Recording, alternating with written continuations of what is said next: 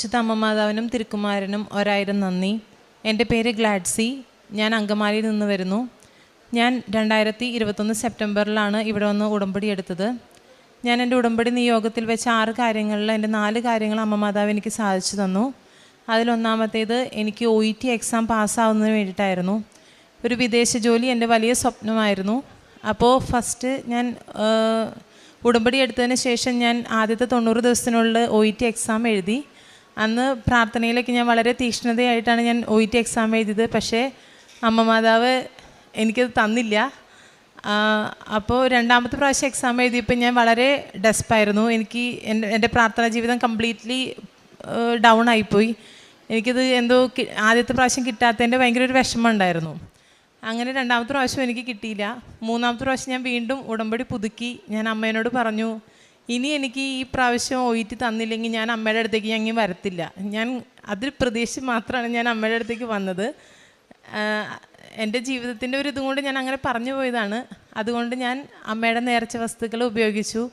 അമ്മയുടെ ഉടമ്പടി കാശുരൂപം ഞാൻ എൻ്റെ എക്സാമിന് പോയപ്പോൾ കൂടെ കൊണ്ടുപോവുകയും ഉടമ്പടി തൈലം ഞാൻ പുരട്ടി പ്രാർത്ഥിക്കുകയും ചെയ്തിരുന്നു. ഭക്ഷണത്തിൽ ഉപ്പും തേനും ഉപയോഗിച്ചുകൊണ്ടിരുന്നു. അങ്ങനെ ഞാൻ എൻ്റെ മൂന്നാമത്തെ പ്രാവശ്യം OET എക്സാം എഴുതി. അതിനിടയിൽ ഞാൻ ഉടമ്പടി ധ്യാനം അച്ഛൻ്റെ ടോക്കുകൾ ഞാൻ യൂട്യൂബിൽ കൂടിക്കൊണ്ടിരുന്നു. അങ്ങനെ മൂന്നാമത്തെ പ്രാവശ്യം എൻ്റെ OET എക്സാം എനിക്ക് അയർലൻഡ് സ്കോറോടുകൂടി അമ്മ മാതാവ് എന്നെ പാസ്സാക്കി തന്നു. അതിനുശേഷം ഞാൻ പ്രോസസ്സിങ് സ്റ്റാർട്ട് ചെയ്തു. കുറച്ച് പ്രതിസന്ധികളൊക്കെ ഉണ്ടായിരുന്നു. അയർലൻഡ് ഒരുവിധം യൂറോപ്യൻ കൺട്രീസൊക്കെ സ്റ്റേ ചെയ്തിരിക്കുകയായിരുന്നു. സെപ്റ്റംബർ 8 നോയമ്പിൻ്റെ സമയത്ത് എൻ്റെ OETയുടെ വാലിഡിറ്റി തീർന്നുകൊണ്ടിരിക്കുന്നു. എനിക്ക് ആകെ വിഷമമായി. ആ സമയത്ത് എൻ്റെ അമ്മ മാതാവിൻ്റെ അടുത്ത് പ്രാർത്ഥിച്ചു, ഈ 8 നോമ്പ് തീരുന്നേക്കാളും മുന്നേ ഒരു ഇൻ്റർവ്യൂ എനിക്ക് പാസ്സാവണം എന്നുള്ളത്. സെപ്റ്റംബർ 2 എനിക്ക് ഇൻ്റർവ്യൂ വന്നു. ആ ഇൻ്റർവ്യൂ ഞാൻ പാസ്സായി. ഇപ്പോൾ എൻ്റെ പ്രോസസ്സിങ് എല്ലാം ഒരുവിധം ഏകദേശം തന്നെ റെഡിയായി. അടുത്ത മാസം ഫസ്റ്റ് വീക്ക് എനിക്ക് അയർലൻഡിലേക്ക് പോകാൻ സാധിക്കും. ഇത്രയും വലിയ അനുഗ്രഹം തന്ന അമ്മയ്ക്ക് ഞാൻ 1000 നന്ദി പറയുന്നു. രണ്ടാമതായി, ഞങ്ങളുടെ വീട്ടിൽ 15 സെൻറ്റ് സ്ഥലമാണ്. ആ സ്ഥലത്ത് ഞങ്ങൾക്ക് 6 തേക്ക് മരമുണ്ട്. ഈ 6 തേക്ക് മരവും അത്യാവശ്യം നല്ല വലിപ്പമുള്ളതാണ്. അപ്പോൾ നമ്മളൊരു കച്ചവടക്കാരെ വിളിക്കുമ്പോൾ അവർക്കത് ഫുള്ളായിട്ട് മുറിക്കാണ്ട് കൊണ്ടുപോകണം എന്നുള്ളൊരു സിറ്റുവേഷനായിരുന്നു. അപ്പോൾ നമുക്ക് അടുത്തടുത്ത് വീടുകൾ അങ്ങനത്തെ പ്രശ്നങ്ങളൊക്കെ ഉണ്ട്. അപ്പോൾ അങ്ങനെ വരുമ്പോൾ നമുക്കും ഭയങ്കര ബുദ്ധിമുട്ട്. വിലയും ആർക്കും കാണാൻ വലിയ വിലയൊന്നും ആർക്കും കാണുന്നില്ല. 1.5 ലക്ഷം രൂപയൊക്കെയാണ് 6 തേക്ക് മരത്തിന് പറയുന്നത്. ഞങ്ങളത് അമ്മ മാതാവിൻ്റെ അടുത്ത് പ്രാർത്ഥിച്ചു. അമ്മയുടെ ഉടമ്പടി നേർച്ച വസ്തുവായ ഉപ്പ് ഞങ്ങൾ ആ തേക്കിൻ്റെ അടിയിൽ കൊണ്ടുപോയി വിതറി അമ്മേനോട് പ്രാർത്ഥിച്ചു. ഉടമ്പടി ധ്യാനം കൂടിക്കൊണ്ടിരുന്നു. അങ്ങനെ 1 മാസത്തിനുള്ളിൽ ഒരു ആൾ വന്ന് വീട്ടാവശ്യത്തിന് വേണ്ടിയിട്ട് ചെറിയ രീതിക്ക് കഷ്ണങ്ങളാക്കി തന്നെ മുറിച്ച് മുന്നേ നമ്മളോട് ചോദിച്ച 1.5 ലക്ഷം രൂപയുടെ ഇരട്ടി വില തന്ന് നമുക്ക് ആ തേക്ക് മരങ്ങൾ ഒരു പ്രശ്നവും ഇല്ലാണ്ട് നമ്മുടെ അവിടെ നിന്ന് മുറിച്ച് അത് കൊണ്ടുപോവുകയും ചെയ്തു. അതുപോലെ മൂന്നാമതായിട്ട് ഞങ്ങൾക്ക് ഒരു ചായക്കട ഉണ്ടായിരുന്നു.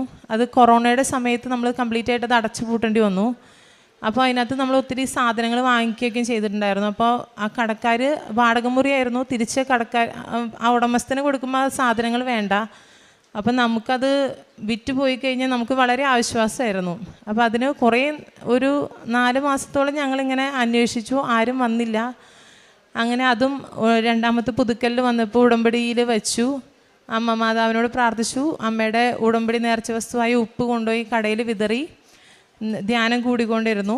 അങ്ങനെ 1 മാസത്തിനുള്ളിൽ ആ കടയും ആ കടയിലുള്ള സാധനങ്ങളും അടക്കം നമുക്ക് ആൾ വന്നിട്ട് അത് വാങ്ങിച്ചു കൊണ്ട് പോവുകയും ചെയ്തു.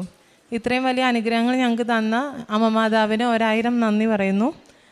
ഞങ്ങൾ കാരുണ്യപ്രവർത്തികളായിട്ട് നമ്മൾ ബസ് സ്റ്റാൻഡിലും റെയിൽവേ സ്റ്റേഷനിലൊക്കെയും പൊതിച്ചോറ് കൊണ്ട് കൊടുക്കാറുണ്ട്. പിന്നെ ചെറിയ എമൗണ്ടുകളൊക്കെ നമ്മൾ രോഗികൾക്ക് മരുന്ന് വാങ്ങിക്കാനൊക്കെ ആയിട്ട് കൊടുക്കാറുണ്ട്. പിന്നെ ആത്മീയമായിട്ട് അനാഥാലയങ്ങളിൽ ഡ്രസ്സുകളൊക്കെ കൊണ്ടു കൊടുക്കാറുണ്ട്. ആത്മീയമായിട്ട് ഞങ്ങൾക്ക് കുർബാന ഒരുവിധം മുടക്കം കൂടാണ്ട് കുർബാനയിൽ പങ്കെടുക്കാനും കുടുംബ പ്രാർത്ഥന എല്ലാ ദിവസവും ചൊല്ലാനും ബൈബിൾ വായിക്കാനൊക്കെ ഒരു അനുഗ്രഹം ആത്മീയമായിട്ട് വളരാനായിട്ട് ഈ ഉടമ്പടിയിൽ ഞങ്ങൾക്ക് സാധിച്ചിട്ടുണ്ട്.